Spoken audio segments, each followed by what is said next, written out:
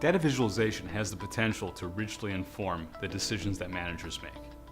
Unfortunately, given the incredible power of human perceptual biases, when it comes to design, some questions are not asked nearly enough.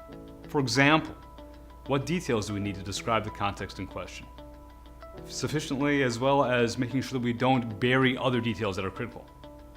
And what form should those details provided be in? Given that there are some difficulties in rendering, my research has focused on the tendency of individuals to focus on certain kinds of visual forms, interpret certain forms in certain ways, and the implications that those interpretations can have on decision making. So in 2014, I started a survey based on the Standard Convention, which is a classification scheme for designs of visual renderings.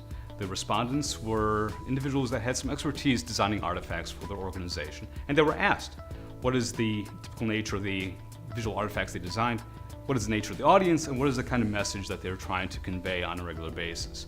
All of this data was being used to assess the fit between the kind of visual form rendered and the messaging intent.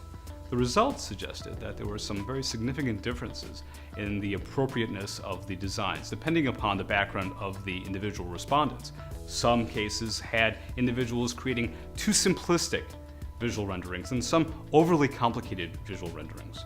A follow-up laboratory study which made use of eye tracking and pupillometric monitoring showed that even regardless of the backgrounds of individuals, contexts in which too much, excessive visual rendering was present led to negative outcomes in decision making.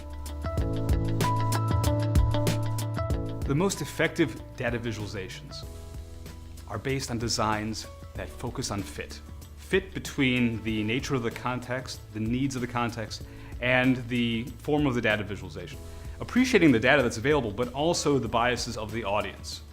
Visual biases are not insurmountable barriers to more effective, more meaningful, and richer visual depictions.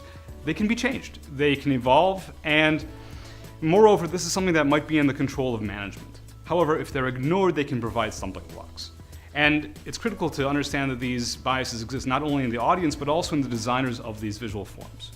The bottom line is that managers need to understand not only the decision context, but also the nature of their people, their biases, before investing heavily in these visual solutions.